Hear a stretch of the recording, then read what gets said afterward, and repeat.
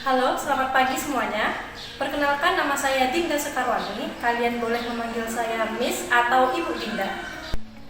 Sebelum memulai pembelajaran pada pagi hari ini, saya ingin mengucapkan selamat ulang tahun ke-60 untuk Yayasan Prayoga Padang. Semoga semakin jaya dan terus melahirkan anak didik yang nantinya dapat membangun bangsa dan negara. Yayasan Prayoga giat membangun, memajukan, meningkatkan mutu pendidikan. Hari ini materi pembelajaran kita yaitu tentang tenaga eksogen dan pengaruhnya terhadap kehidupan. Kalian pernah mendengar tidak apa itu tenaga eksogen? Tenaga eksogen merupakan tenaga pembentuk muka bumi yang berasal dari luar bumi dan bersifat merombak ataupun merubah dari permukaan bumi tersebut. Proses tenaga eksogen terbagi menjadi 3 jenis. Yang pertama ada pelapukan, yang kedua ada pengisisan atau erosi, dan yang ketiga ada pengendapan atau sedimentasi. Kita akan bahas satu persatu proses dari tenaga eksogen. Yang pertama itu ada pelapukan.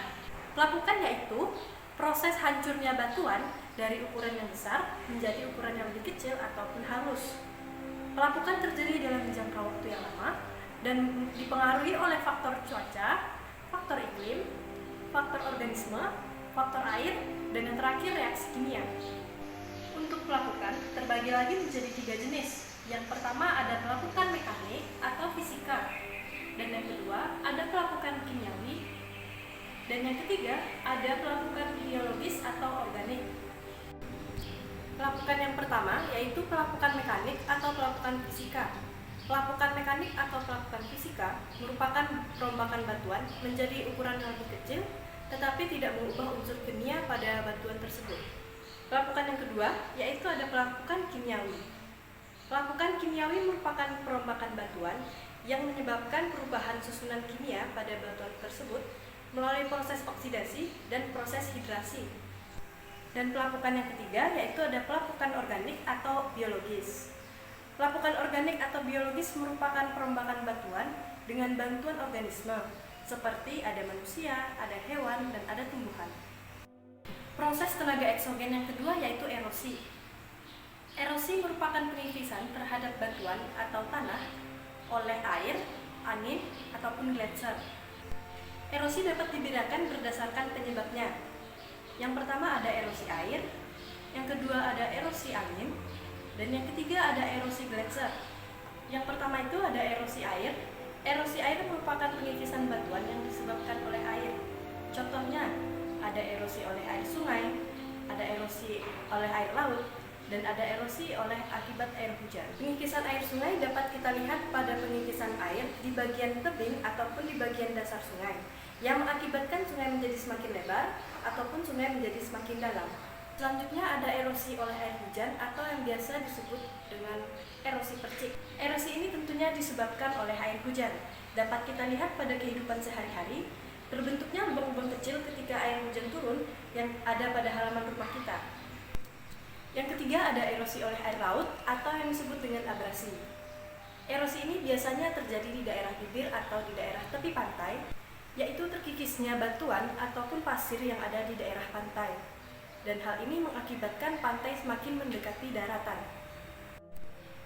Penyebab erosi yang berikutnya yaitu ada erosi angin atau yang disebut dengan deflasi. Erosi ini disebabkan oleh angin yang biasanya terdapat di daerah gurun yang memiliki iklim yang kering. Penyebab erosi yang berikutnya yaitu ada erosi gletser atau yang disebut dengan eksarasi.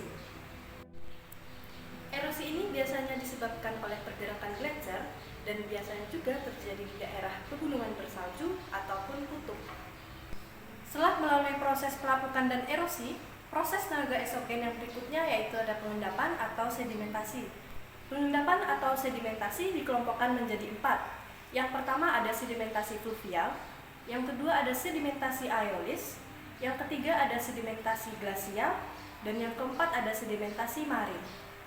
Sedimentasi yang pertama yaitu sedimentasi fluvial atau akuatis yang terjadi di sepanjang aliran sungai yang disebabkan oleh pergerakan arus air sungai. Yang kedua ada sedimentasi aeolis yang disebabkan oleh angin dan terjadi di daerah gurun. Dan yang ketiga ada sedimentasi glasial. Sedimentasi glasial ini disebabkan oleh pergerakan es dan terjadi di daerah pegunungan bersalju ataupun di daerah kutub. Dan yang terakhir ada sedimentasi marin. Sedimentasi marin merupakan pengendapan hasil material abrasi di sepanjang pantai.